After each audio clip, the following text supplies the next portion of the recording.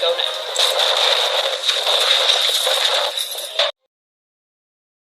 This is Sandra Avila Beltran. Corrupción. Pero no es nomás con el narcotráfico, hay mucha corrupción en cualquier ámbito social. Sandra is dubbed the Queen of the Pacific by the media and is a member of a Mexican drug cartel. Her criminal career is interesting because of her family connections, which have played a significant role in her career. Her family has ties to Rafael Garo Quintero, a former Guadalajara cartel leader. She's also related to the Beltran Leyva brothers, who were top leaders of the Sinaloa cartel. According to Mexican officials, Avila Beltran is the niece of Miguel Ángel Felix Gallardo, the godfather and boss of the Mexican drug trade. Her mother's family became involved in heroin smuggling in the 1970s and later expanded into cocaine. DEA officials claimed that Avila Beltran never shied away from using the violence that comes with the territory, and that she used the typical intimidation tactics of Mexican organizations. In her youth, she had affairs with several well-known drug barons and was married twice. Her husbands were ex-police officers who became drug traffickers and were later assassinated. Her relationship with Juan Diego Espinosa Ramirez, alias the Tiger, who is said to be an important figure in Colombia's Norte del Valle cartel, is credited with her rise to power in the drug world. She lived in Guadalajara, Jalisco, and Hermosillo, Sonora until 2001, when police discovered more than 9 tons of cocaine on a ship in the Pacific port of Manzanillo, Colima, and traced the shipment to her and her lover, Espinosa Ramirez. Despite her high-profile lifestyle, Beltran has long avoided leaving any evidence for police to find. However, when her teenage son was kidnapped for a $5 million ransom in 2002, she unexpectedly contacted authorities for assistance. She eventually got her son back, but not before raising red flags that prompted an investigation. It took over 4 years and 30 federal agents to finally apprehend Avila. She was charged with organized crime and drug trafficking conspiracy, but some charges were later dropped. She was detained on suspicion of illegal weapon possession and money laundering, pending extradition to the United States. On August 10, 2012, she was finally extradited to the United States to face criminal charges. Next, we take you to Naples, where Maria Licciardi dominated the Camorra gang. Maria grew up in Secondiriano, a Neapolitan suburb, in the stronghold of the Licciardi clan, one of Naples' most powerful Camorra clans. Her entire family was involved in the Camorra, with her father, a well-known local boss, and her brothers rising through the ranks. Her husband was also a member of the Camorra, so crime was in her blood. Maria rose to the top of the criminal world and became one of Camorra's most powerful bosses. After her brothers and husband were arrested, Maria became the first female boss of the Secondigliano Alliance, a coalition of powerful Camorra gangs that controlled drug trafficking and extortion rackets in many Naples suburbs. She was a trailblazer, and the alliance grew more organized, secretive, sophisticated, and powerful under her direction. Maria brought many revolutionary changes to the clan, such as prostitution, which was previously prohibited under Camorra's code of conduct. This enhanced criminal activity and the clan's income. However, it also meant that many underage girls were enslaved and forced into prostitution, often while on drugs. However, Maria's reign ended when a disagreement arose over a shipment of pure, unrefined heroin. She refused to sell it because it was too powerful for the average user and would harm the alliance's customer base.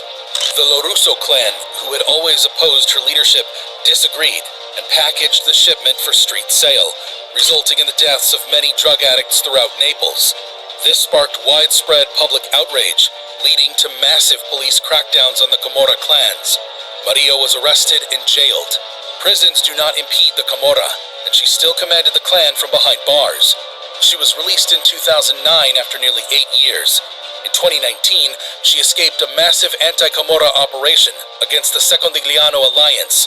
71-year-old Maria was arrested in 2021 for being the leader of the Camorra gang while trying to board a flight to Spain. She was sentenced to 12 years and 8 months in jail.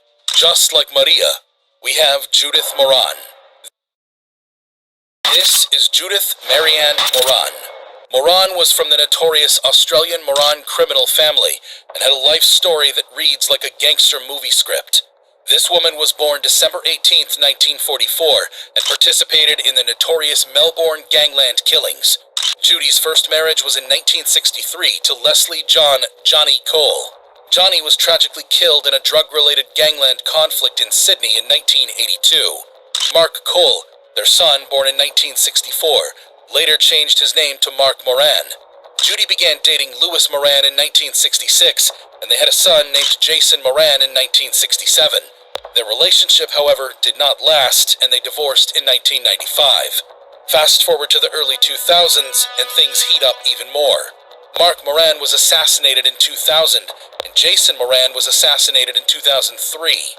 Just when you thought things couldn't get any worse, Louis Moran was murdered in 2004. However, the plot thickens. Des Moran, Judy's brother-in-law, was murdered in Ascot Vale in June 2009. Judy and 3 others were later arrested in connection with his murder. Judy was accused of concealing the getaway car in her garage and disposing of it. To top it all off, when police searched Judy's home, they allegedly discovered a hidden safe containing 3 handguns, 2 stolen Victorian license plates, a wig, and clothing that matched the description of the shooters given by witnesses. Another handgun with seems to be a night aiming device on that. Judy Moran was denied bail because her possession of weapons posed a risk to the community.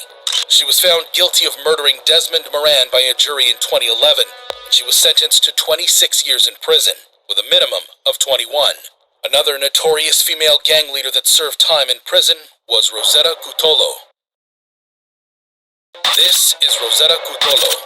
Cutolo was the mastermind behind one of Italy's most notorious organized crime syndicates. Rosetta was the sister of Raffaele Cutolo, the boss of the Nuova Camorra Organizzata, or NCO. Her brother was a megalomaniacal man who spent most of his time in prison. That didn't stop him from carrying on with his criminal enterprise. Rosetta stepped in to help. She was the one who carried out his orders from behind bars and nurtured his devoted followers outside.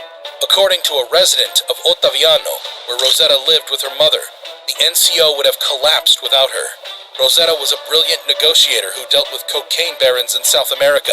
She even attended a high-level meeting with representatives of the Sicilian Mafia and Camorra clans to try to end the bloody war between the NCO and their Nuova Famiglia rivals. Despite her position in the organization, Rosetta maintained a low profile. She led a simple life, tending to her roses and avoiding the spotlight, in contrast to her brother, who enjoyed giving interviews and making speeches in court. Rosetta ruled from the NCO's headquarters, the Castle Mericeo, a sprawling 16th century palace with 365 rooms and a sprawling park with tennis courts and a swimming pool. The castle provided Cutolo with direct access to the prisons of Poggioreale and Ascoli Piceno. However, police raided her stronghold in October 1981 while she was presiding over an NCO meeting. Cutolo escaped under cover in a car driven by the neighborhood priest. Rosetta was not seen in public for over a decade after that and directed operations from a series of safe houses in various cities. She surrendered in February 1993 after police discovered her hideout. She was sentenced to 9 years on charges of mafia affiliation, but the sentence was later reduced to 5 years. She was, however, acquitted of 9 murder charges. Rosetta had convinced the authorities that she was harmless, and her frumpy appearance helped. Rosetta might have convinced the authorities, but that wasn't the case for Maria Leon. This is Maria Chata Leon. Chata is the boss of a whole criminal underworld. We're talking drugs, murder, the works. She has 13 children. 13. Unfortunately, one of her children, Danny Clever Leon, was killed in a shootout with police in 2008, and she wanted to attend his funeral in the United States. The only problem is that she is stuck in Mexicali, which is on the Mexican side of the border. Having served some time in U.S. prison, she is banned from re-entering the country. So, what does Maria do? She contacts a human smuggler, Alvarez Marquez, and requests his assistance crossing the border. And boy, does he deliver. The guy has previously brought some unusual items across the border, including a 3-month-old baby and a truck of Chinese workers hidden in a freezer truck. However, getting Maria across the border is a special job, and it will not be easy. Because her options are limited, Alvarez Marquez suggests that they assist her in jumping the border fence. She also suggested swimming beneath the fence through the highly polluted New River, which flows north from Mexicali to Calexico, California. Doesn't that sound intense? But things get even crazier. While Alvarez Marquez is on the phone with Maria's son, Francisco Real, he's unaware that the feds are listening in. They're looking into Francisco, who they believe is a top dog in the Drew Street gang, which is linked to Maria's criminal empire. From listening in, the feds learned about Alvarez Marquez's plan to smuggle Maria across the border. They followed up on the tip and eventually arrested him on conspiracy to smuggle, transport, and harbor illegal aliens. They also arrested up to 25 other gang members and illegal aliens. Maria Leon was sentenced to 8 years in prison.